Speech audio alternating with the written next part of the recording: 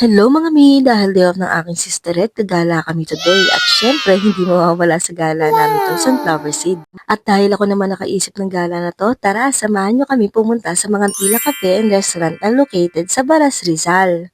Tanghali na din pala kami bumiyahe nito kasi ang balita namin maganda daw pumunta doon paggabi.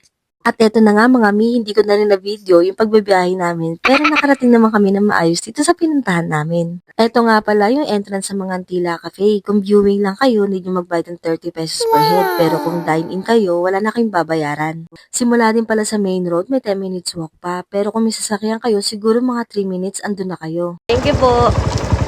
At eto na nga mga mi, nakarating na din kami. Ang ganda nga talaga dito. At bago kami pumasok, nagpalista muna kami ng table namin dahil may pila para sa mga kakain. Kaya habang nag-aantay kami, naisip muna namin mag-ikot-ikot.